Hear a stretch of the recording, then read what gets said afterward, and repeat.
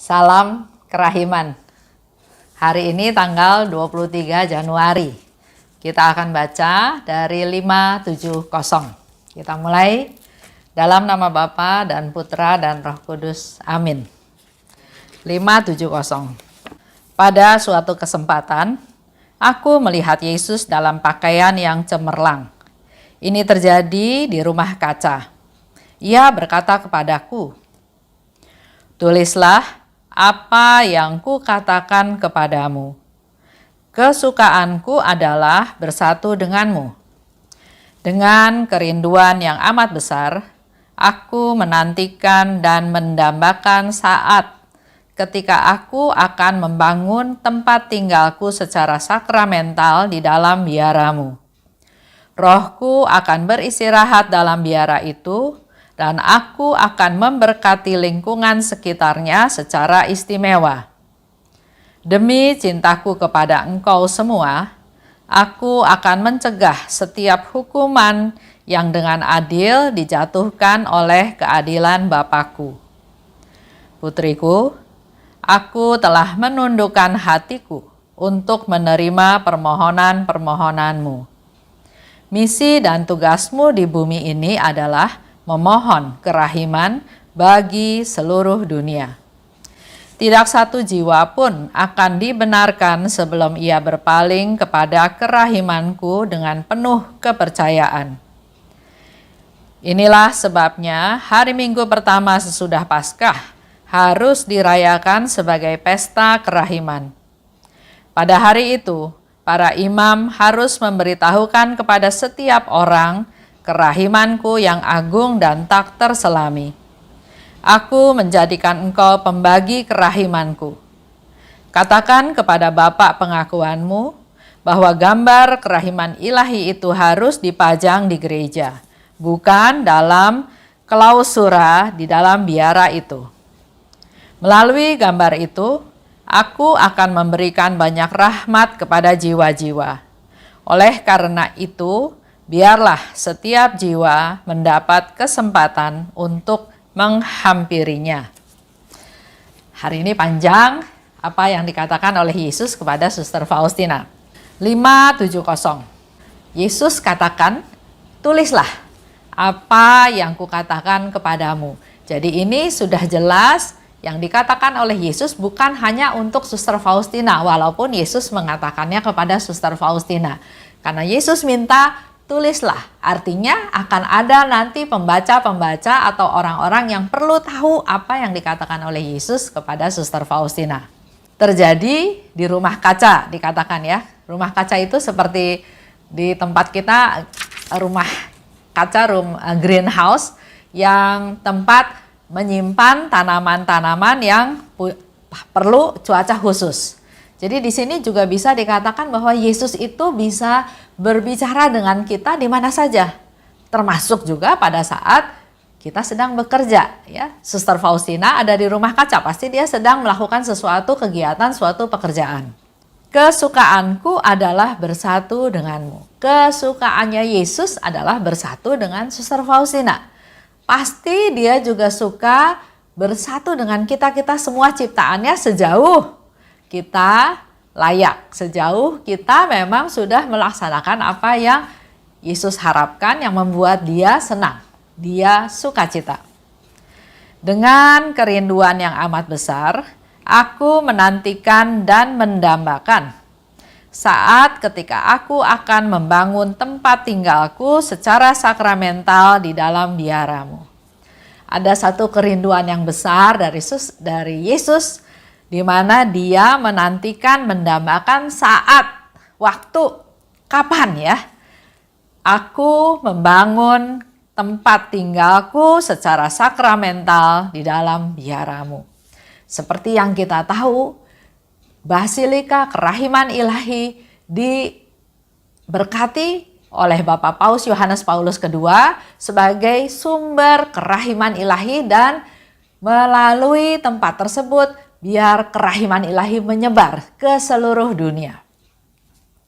Rohku akan beristirahat dalam biara itu, dan aku akan memberkati lingkungan sekitar secara istimewa. Itu yang Yesus janjikan. Aku akan memberkati lingkungan sekitar secara istimewa. Kalau hal ini kita terapkan dalam hidup kita sehari-hari, sebelum masa pandemi ya, kita ada pertemuan komunitas, ada pertemuan lingkungan, doa rosario bersama, atau ada pertemuan lingkungan kita melakukan perayaan Ekaristi bersama-sama. Ada rumah yang ketempatan. Tapi sering yang terjadi adalah mereka menolak. Jangan di rumah saya kotor, rumah saya kecil, rumah saya masuk gang, rumah saya sempit, dan seterusnya. Padahal di sini Yesus katakan, aku akan memberkati lingkungan sekitar secara istimewa. Kalau lingkungan sekitar diberkati oleh Tuhan, saya yakin 100% rumah tempat yang ketempatan itu juga pasti mengalami suatu berkat karena kita menghadirkan Tuhan. Tuhan Yesus katakan ya, 2-3 orang berkumpul dalam namaku, aku hadir.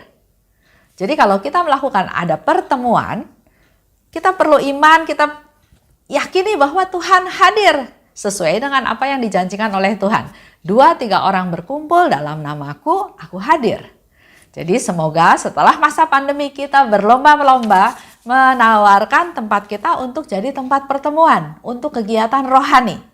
Yesus hadir dan Dia akan memberkati bukan hanya seisi rumah, tapi juga lingkungan sekitar.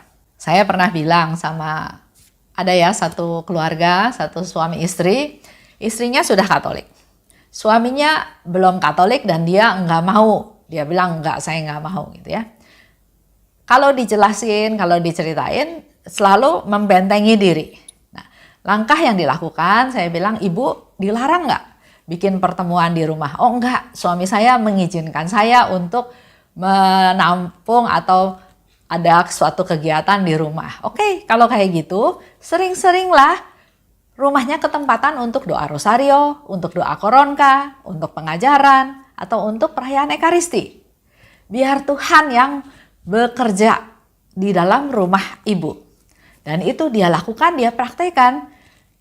Awalnya suami mendukung dengan dia tidak komplain, ya, karena kan rumahnya jadi banyak orang. Selanjutnya suami mendukung dengan dia ikut menyediakan makanan. Dukungan lagi yang lain, dia ikut duduk sebagai tuan rumah. Dan secara bertahap itu kerjanya Tuhan. Suatu hari dia bilang sama istrinya, dia mau les agama dan dia mau masuk jadi Katolik. Ya, jadi memang kita harus memberi kesempatan kepada mereka untuk bisa mendengar firman Tuhan. Biar Tuhan yang bekerja, Tuhan yang menggerakkan hati mereka dan dia ada kesungguhan. Lanjut ya. Demi cintaku kepada engkau semua, aku akan mencegah setiap hukuman yang adil yang dijatuhkan oleh keadilan Bapakku. Demi cintanya Yesus kepada kita semua, Dia terus berusaha melindungi kita, menjaga kita supaya kita dicegah dari setiap hukuman yang adil yang dijatuhkan oleh keadilan Bapakku. Yesus berjanji, Yesus melindungi kita, membela kita. Dia bahkan berusaha mencegah, menentang dalam tanda kutip ya. Jangan Bapak, dia bela ya. Dia membela kita semua untuk kita tidak diadili oleh keadilan Bapaknya. Putriku, aku telah menundukkan hatiku untuk menerima permohonan-permohonanmu. Kita coba lihat lagi, siapa kita? Manusia tidak berdaya, manusia berdosa, tapi berani-beraninya berdoa pada Tuhan, minta ini, minta itu. Padahal kita berdosa. Kita menyakiti hati Dia, kita melanggar perintah Dia, tapi kita masih terus berdoa. Betapa Tuhan menunjukkan kerahimannya sehingga Dia katakan, aku telah menundukkan hatiku untuk menerima permohonan-permohonanmu, untuk menerima permohonan-permohonan kita semua, untuk mendengarkan apa yang kita panjatkan, apa yang kita mohon, apa yang kita doakan pada Tuhan. Lebih lanjut, Yesus katakan, misi dan tugasmu di bumi adalah memohon kerahiman bagi seluruh dunia. Itulah misi dan tugasnya Suster Faustina selama dia hidup. Sekarang dia sudah meninggal, dia sudah menjadi santa, tapi misi dan tugas ini belum selesai. Karena dikatakan oleh Suster Faustina juga ya bahwa devosi ini tidak akan mati pada waktu dia meninggal. Tapi justru akan mulai besar. Karena kita-kitalah para devosan kerahiman yang perlu melanjutkan perjuangannya Suster Faustina. Melanjutkan tugasnya Suster Faustina, yaitu memohon kerahiman bagi seluruh dunia. Kita berdoa pada Tuhan, kita persembahkan jiwa-jiwa yang perlu kita doakan, yang membutuhkan doa kita, dan biarlah kerahiman Tuhan itu lama-lama dirasakan sampai ke seluruh dunia.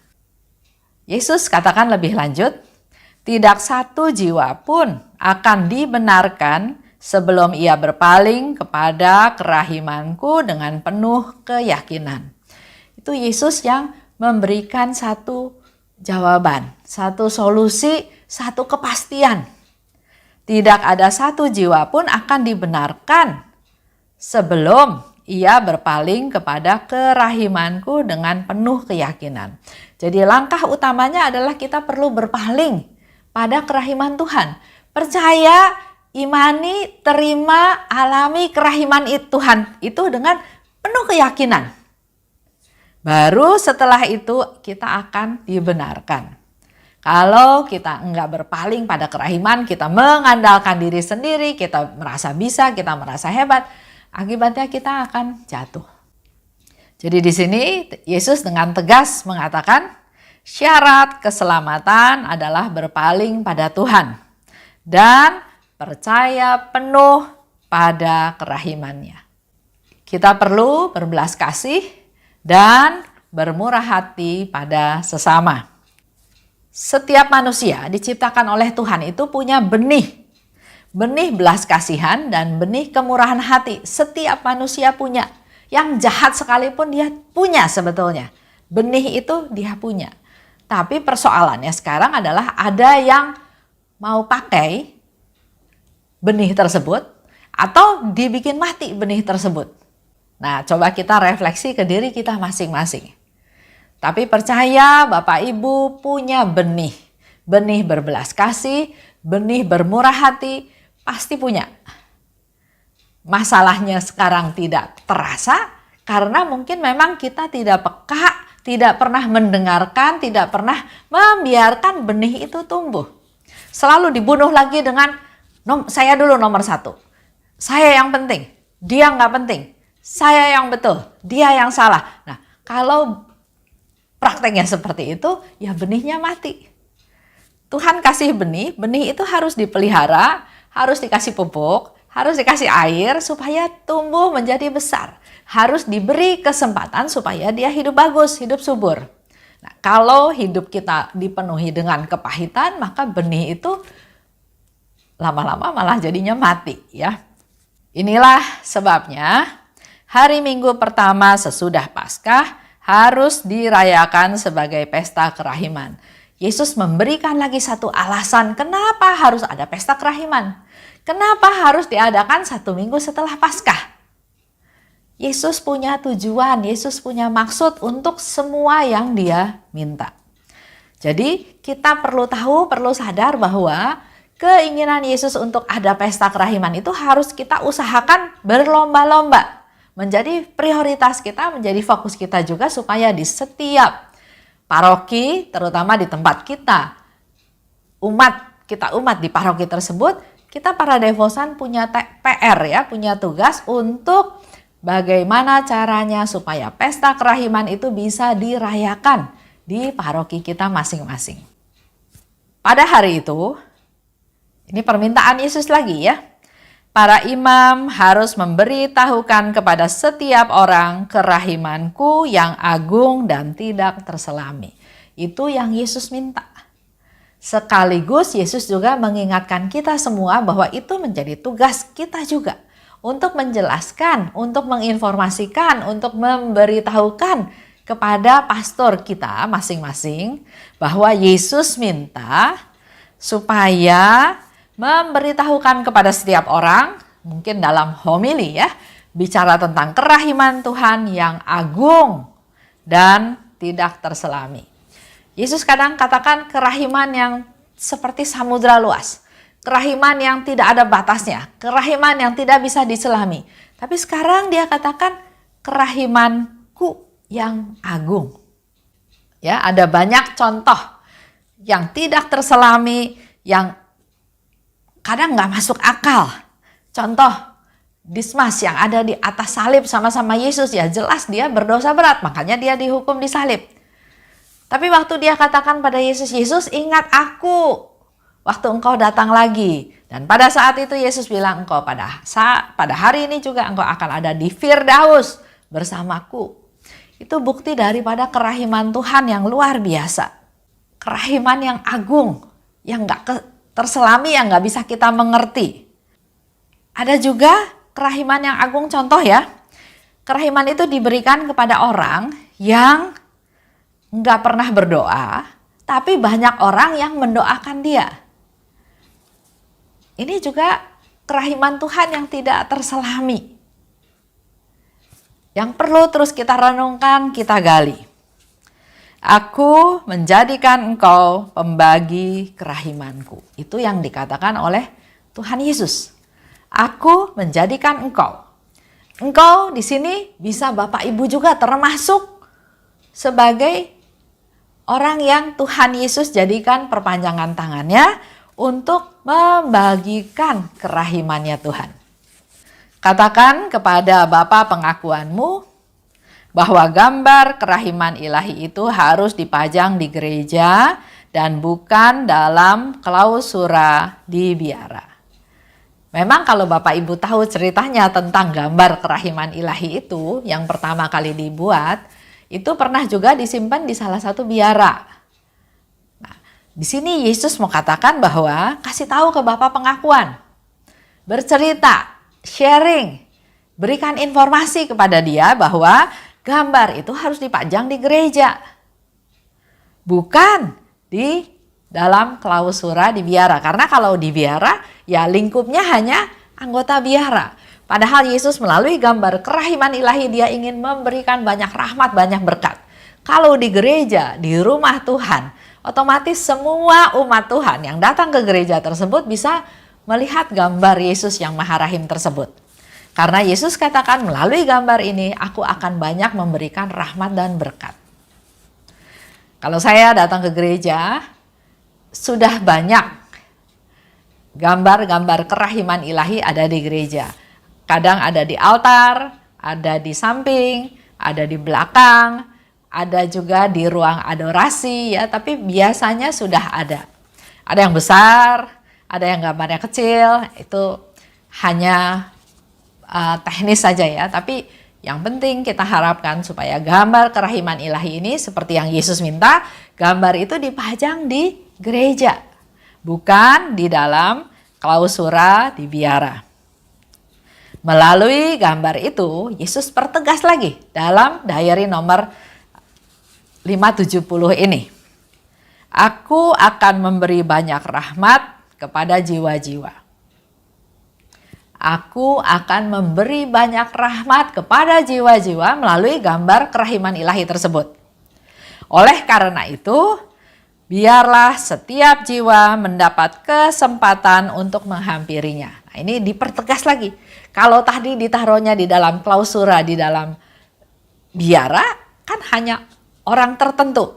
Sedangkan Yesus ingin, karena dia mau memberikan banyak berkat kepada banyak orang, kepada jiwa-jiwa yang menghampirinya. Jadi gambar itu perlu ditaruh di satu tempat yang mudah untuk dicapai, sehingga buat Yesus juga gampang untuk memberikan rahmat-rahmat tersebut kepada orang yang menghampirinya, yang datang pada gambar kerahiman ilahi tersebut. Perlu difasilitasi ya, jadi kita ini perlu untuk melakukan tindakan lebih jauh, lebih konkret, agar semakin banyak orang bisa melihat gambar kerahiman ilahi, bisa merasakan, bisa menghampiri. Karena Yesus mau memberikan banyak rahmat dan berkat. Semoga kita para devosan di setiap rumahnya punya gambar Yesus yang Maha Rahim. Punya gambar kerahiman ilahi di mana siapapun yang datang juga bisa memperoleh rahmat-rahmat kerahiman dari Tuhan. Karena Yesus sendiri yang katakan yang menghampiri akan mendapatkan banyak rahmat dan berkat. Itu aja, kita tutup ya dalam doa. Dalam nama Bapa dan Putra dan Roh Kudus, amin. Allah Bapa yang Maha Baik, tak henti-hentinya kami bersyukur dan berterima kasih atas segala rahmat yang Kau berikan kepada kami. Kami sungguh bersyukur, sungguh berterima kasih, sungguh merasa sukacita karena kami diperkenalkan pada devosi kerahiman ilahi. Sehingga kami boleh tahu tentang kerahiman Tuhan, tentang rencana Tuhan, tentang harapan Tuhan, dan pada saat ini juga Engkau memberitahu kepada kami untuk kami bisa melaksanakan, melanjutkan tugas dan misi dari Suster Faustina, yaitu berdoa untuk mohon kerahiman bagi seluruh dunia. Berkati kami Tuhan, orang-orang yang tidak berdaya, yang terbatas, yang berdosa. Jangan lihat dosa kami Tuhan, tapi Engkau lihat keinginan kami, ketulusan kami, kerinduan kami untuk berdoa buat mereka-mereka yang membutuhkan doa, untuk mereka-mereka yang pada saat ini sedang dalam krisis, apakah krisis kepercayaan atau juga krisis sakit penyakit, khususnya juga kalau ada yang terkena COVID-19, apakah juga anggota keluarganya. Biar Engkau saja yang hibur mereka semua, Engkau menguatkan mereka dan juga Engkau mempersiapkan mereka kalau mereka juga perlu bisa melewati masalah-masalah ini dengan sebaik-baiknya. Kami serahkan keberadaan kami Tuhan, keluarga kami dan siapapun yang kami doakan dalam tangan pemeliharaan-Mu. Amin. Dalam nama Bapa dan Putra dan Roh Kudus, amin. Salam kerahiman.